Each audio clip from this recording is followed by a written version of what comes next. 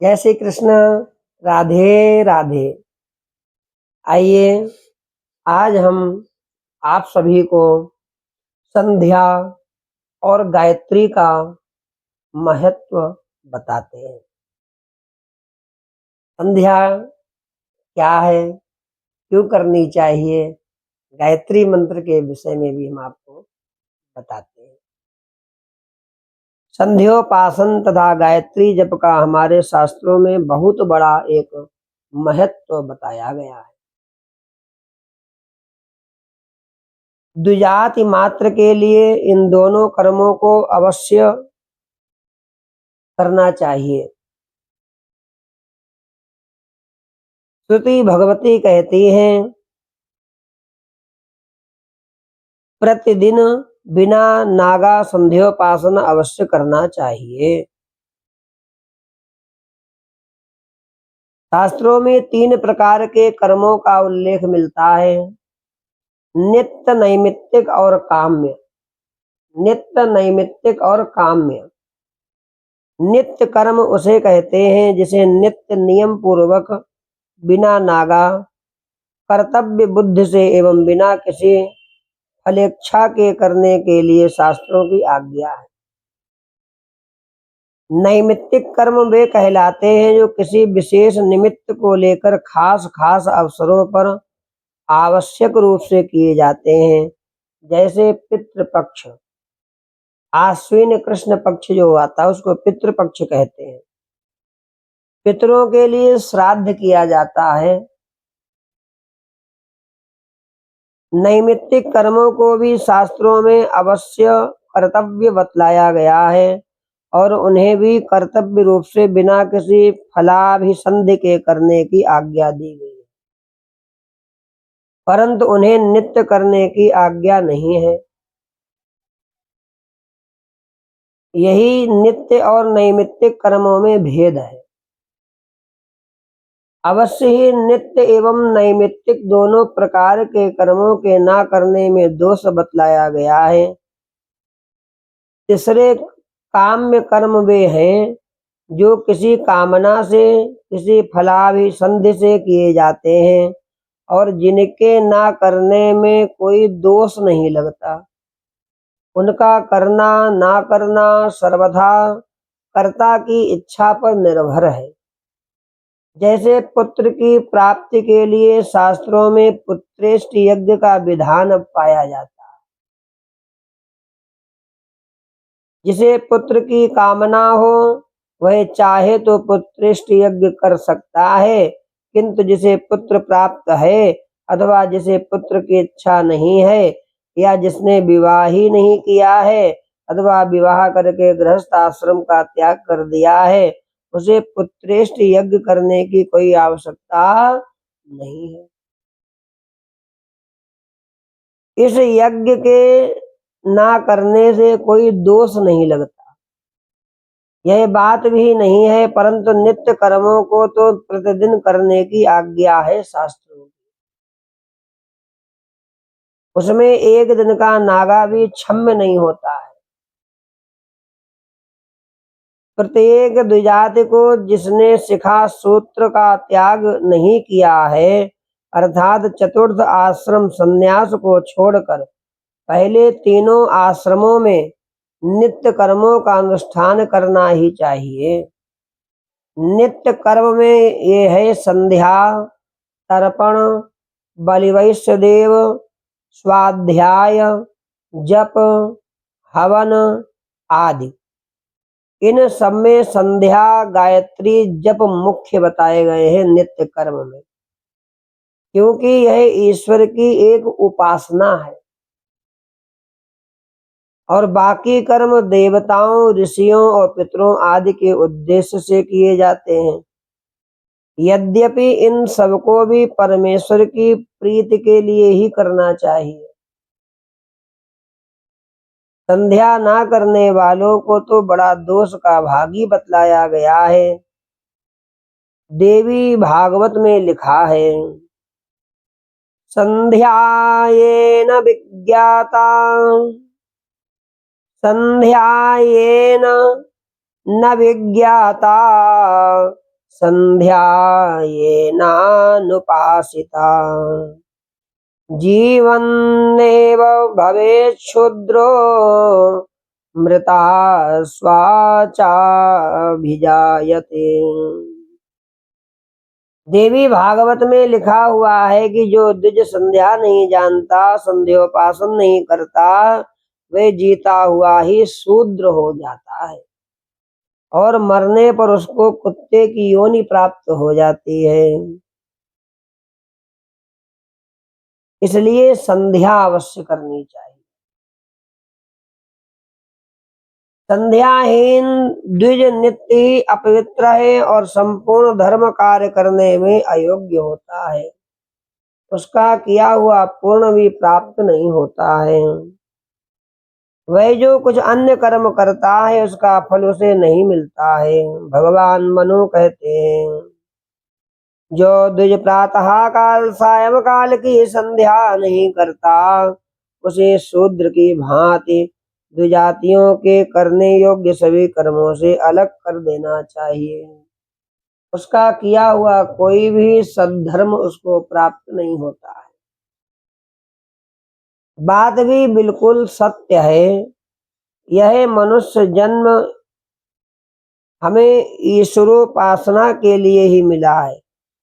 भगवान की उपासना ही करना चाहिए मनुष्य को, क्योंकि जब मनुष्य माँ के गर्भ में होता है तो संपूर्ण जन्मों का ज्ञान उसको अर्जित हो जाता है।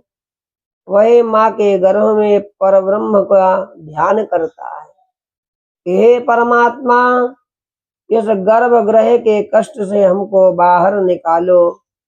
और निकलते ही ऐसा उपाय करूंगा, ऐसी आराधना करूंगा कि पुनः हमको माता के गर्भ में ना आना पड़े।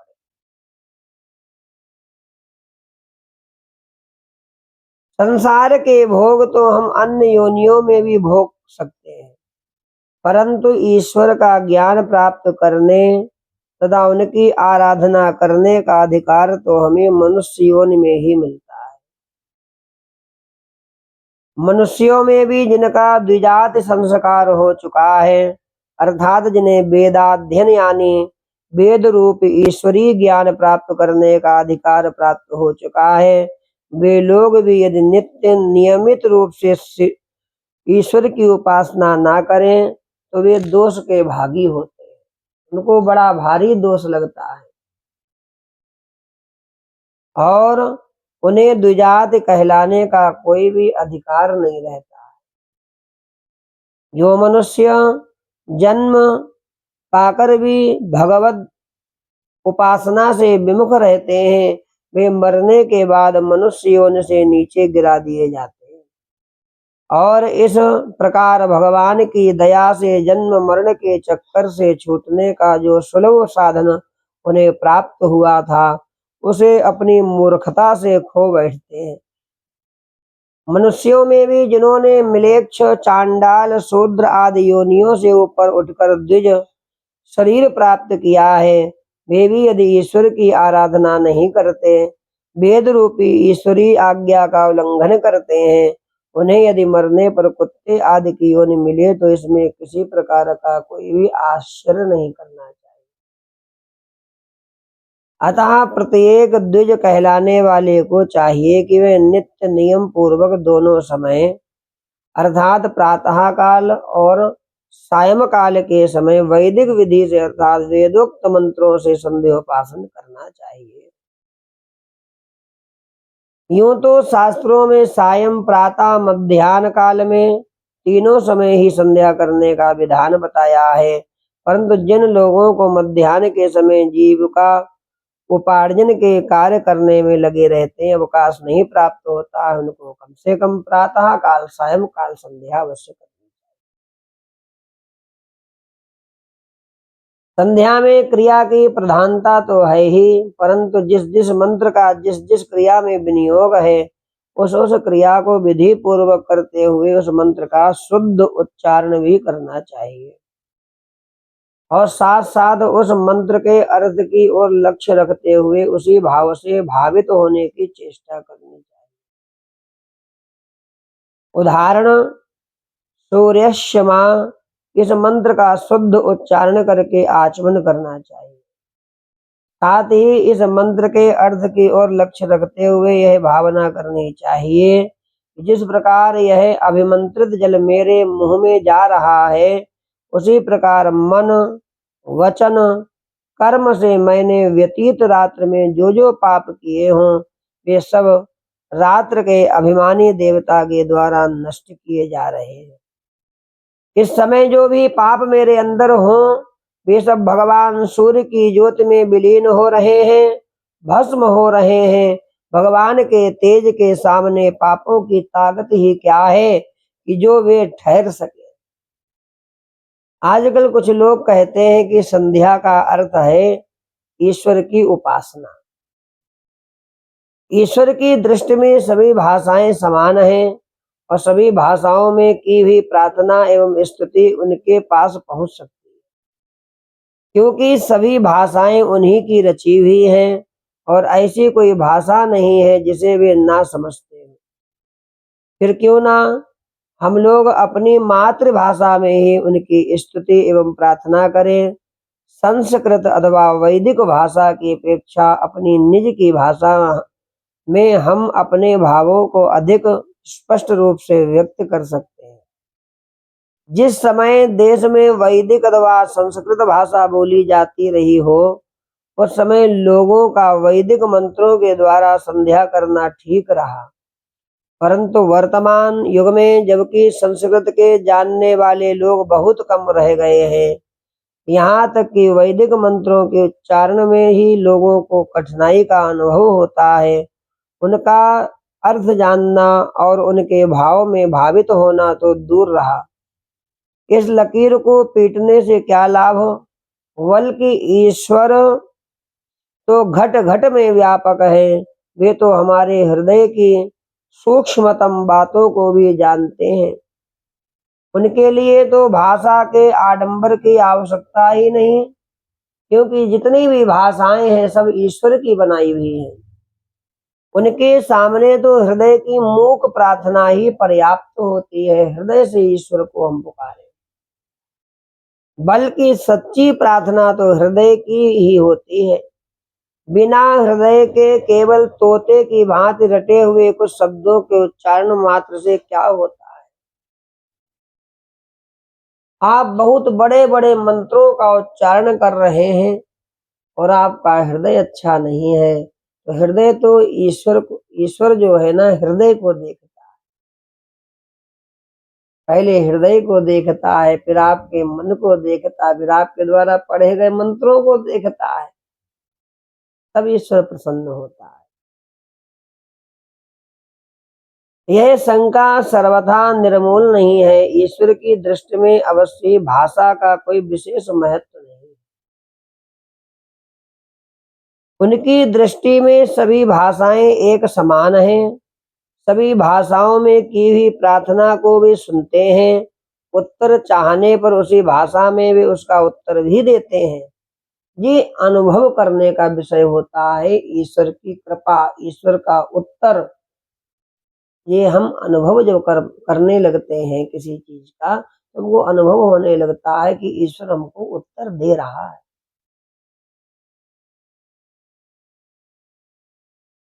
यह भी ठीक है कि प्रार्थना भी भाव की प्रधानता है, उसका संबंध हृदय से है और अपने भावों को जितने स्पष्ट रूप से हम अपनी मातृभाषा में रख सकते हैं, उतना स्पष्ट हम और किसी भाषा में नहीं रख।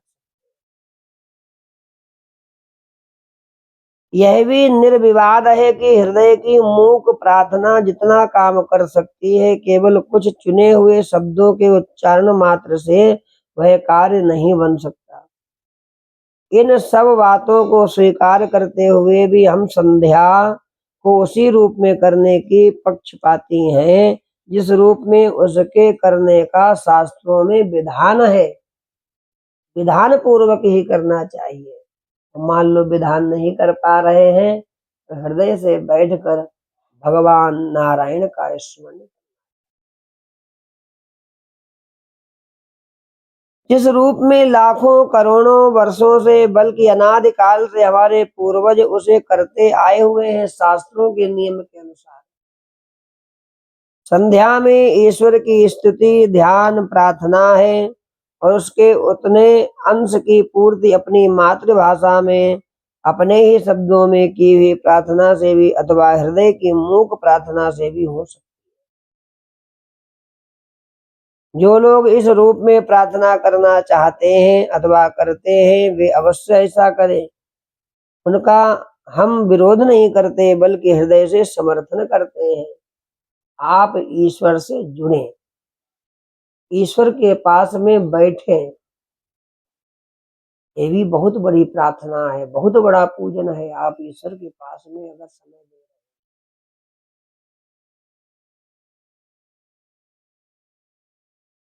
क्योंकि वैदिक मंत्रों के उच्चारण का सबको अधिकार भी नहीं है और ना सबका उनमें विश्वास ही है।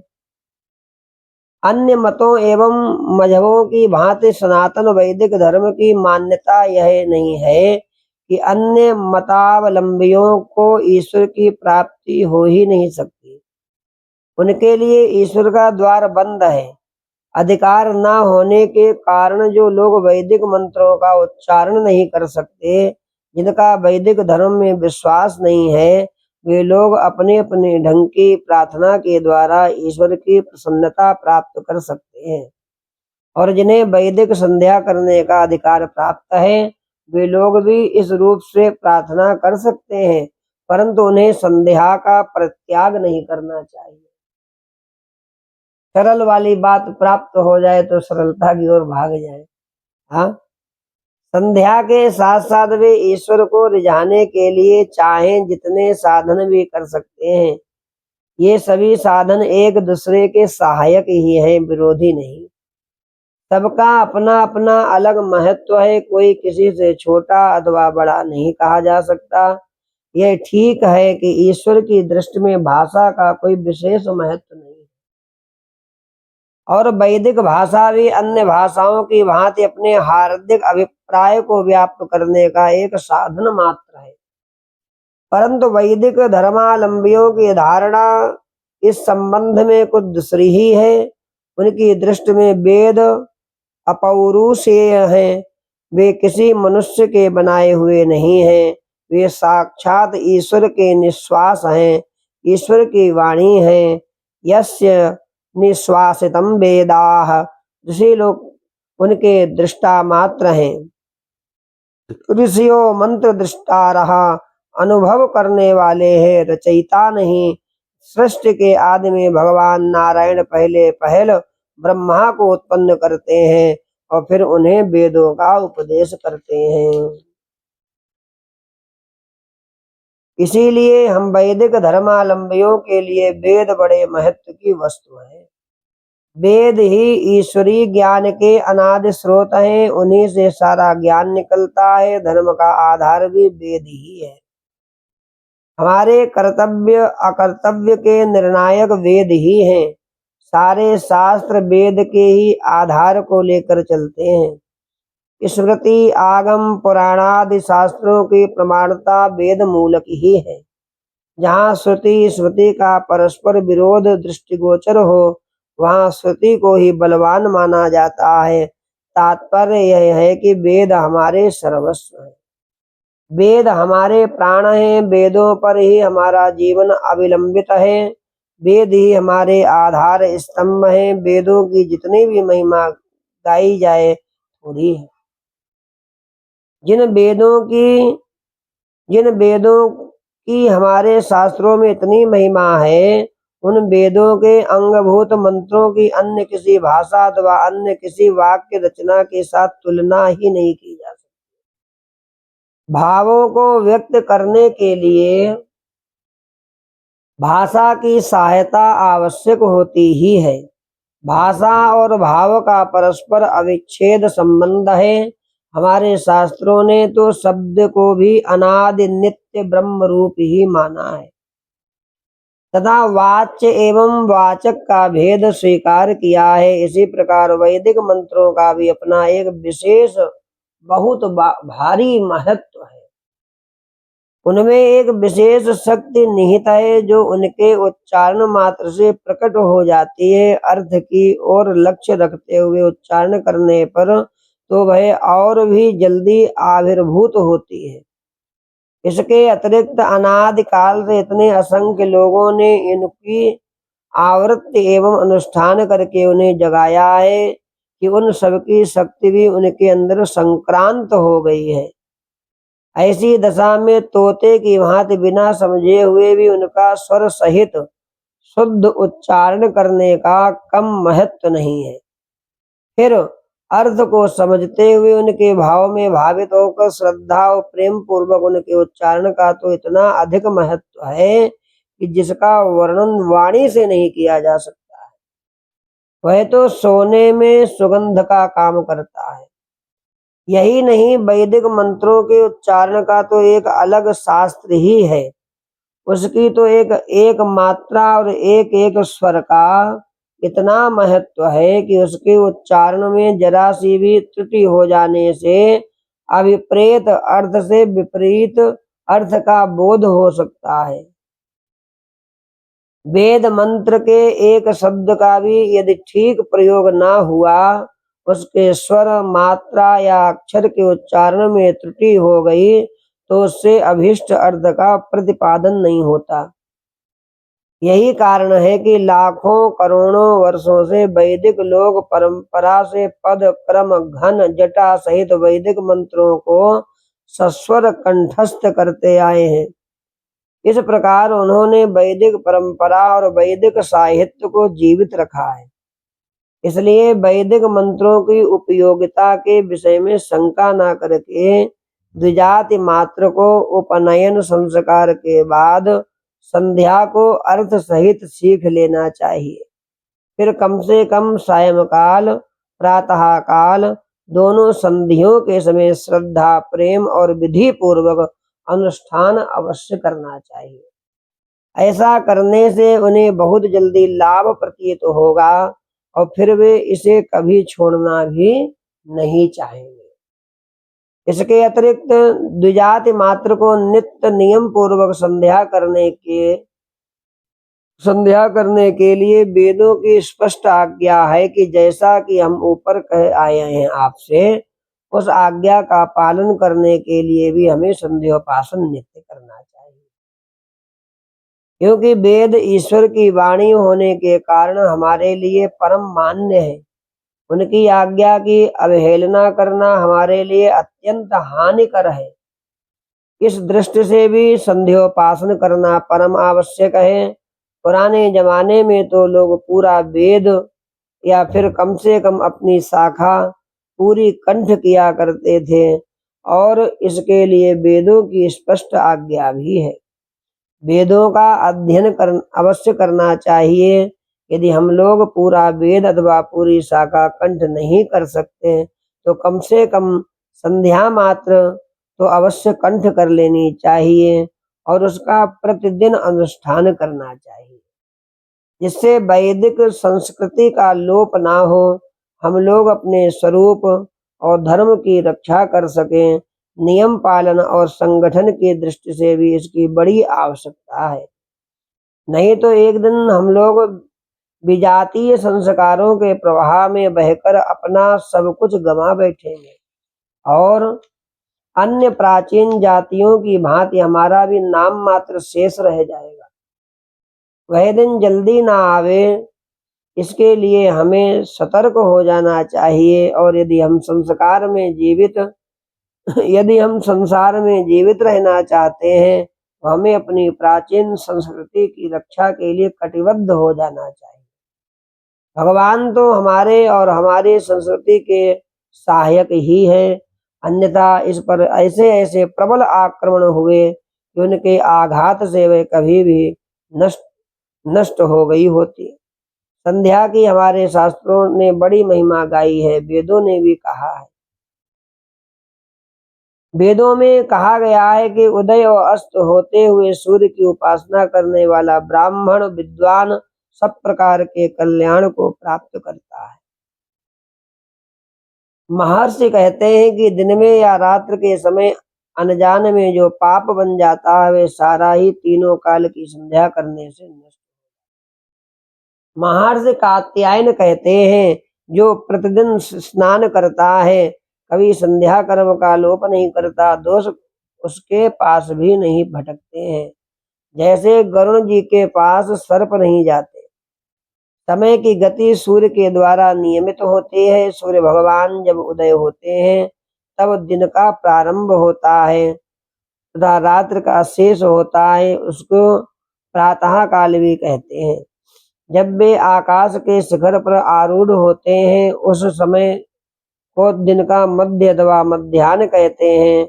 जब वे अस्ताचल को जाते हैं तब दिन का शेष रात्र का प्रारंभ होता है, इसे सायंकाल भी कहते हैं। ये तीन काल उपासना के मुख्य काल माने गए हैं। यूं तो जीवन का प्रत्येक क्षण उपासनामय होना चाहिए, परंतु इन तीन कालों में तो अवश्य ही भगवान की उपासना करनी चाहिए। भगवान सूर्य परमात्मा नारायण के साक्षात प्रतीक हैं, इसीलिए वे सूर्य नारायण कहलाते हैं। यही नहीं, सर्ग के आदि में भगवान नारायण ही सूर्य रूप में प्रकट होते हैं, इसीलिए पंचदेवों में सूर्य की भी गणना होती है। यूं भी भगवान की प्रत्यक्ष विभूतियों में सर्वश्रेष्ठ हमारे इस ब्रह्मांड के केंद्र, स्थूल काल के नियामक, तेज के महान आकार, विश्व के पोषक, प्राणदाता तथा समस्त चराचर प्राणियों के आधार हैं। वे प्रत्यक्ष देखने वाले सारे देवों में श्रेष्ठ देव हैं, इसीलिए संध्या में सूर्य रूप से ही भगवान की उपासना की जाती है। उनकी उपासना से हमारे तेज, बल, आयु, नेत्रों की ज्योति की वृद्धि भी होती है। मरने के समय वे हमें अपने लोक में से होकर भगवान के परम धाम में ले जाते हैं, क्योंकि भगवान के परम धाम का रास्ता सूर्य लोक में से होकर ही गया है। शास्त्रों में लिखा है कि योगी लोग कर्तव्य रूप से युद्ध में शत्रु के सम्मुख लड़ते हुए प्राण देने वाले क्षत्रिय वीर सूर्यमंडल को भेद कर भगवान के धाम को चले जाते हैं। हमारी आराधना से प्रसन्न होकर भगवान सूर्य यदि हमें भी उस लक्ष्य तक पहुंचा दें तो इसमें उनके लिए कौन बड़ी बात है। भगवान अपने भक्तों पर सदा ही अनुग्रह करते आए हैं। हम यदि जीवन भर नियम पूर्वक श्रद्धा भक्ति के साथ निष्काम भाव से उनकी आराधना करेंगे तो क्या वे मरते समय हमारी इतनी भी मदद नहीं करेंगे? अवश्य करेंगे। भक्तों की रक्षा करना तो भगवान का व्रत ही ठहरा है। अतः जो लोग आदर पूर्वक नियम से बिना नागा तीनों समय अथवा कम से कम 2 समय प्रातः काल सायंकाल ही भगवान सूर्य की आराधना करते हैं, उन्हें विश्वास करना चाहिए कि उनका कल्याण निश्चित है और वे मरते समय भगवान सूर्य की कृपा से अवश्य परम गति को प्राप्त करेंगे, परम धाम को प्राप्त करेंगे, भगवान नारायण के परम धाम को प्राप्त हो जाएंगे। इसलिए नित्य संध्योपासन करना चाहिए, सूर्य की उपासना करनी चाहिए और गायत्री का जप भी अवश्य करना चाहिए। इससे क्या है, इससे हम लोगों का कल्याण होगा, प्राणी मात्र का कल्याण होगा और सभी द्विजातियों को यज्ञोपवीत भी अवश्य धारण करना चाहिए और यज्ञोपवीत भी समय से करवाना चाहिए अपने बच्चों का। शादी के समय यज्ञोपवीत कराने का कोई भी विधान नहीं है। कम से 8 वर्ष की आयु से लेकर 16 वर्ष की आयु तक यज्ञोपवीत संस्कार अवश्य हो जाना। बहुत यदि ज्ञानी बनाने की इच्छा है बच्चे को तो 5 वर्ष की में भी यज्ञोपवीत कराया जा सकता है। इसलिए सभी लोगों को यज्ञोपवीत अवश्य धारण करना चाहिए। यज्ञोपवीत संस्कार विधि विधान से धूमधाम से करना। जय श्री कृष्ण। राधे राधे। नमः पार्वती पतये। हर हर महादेव हर।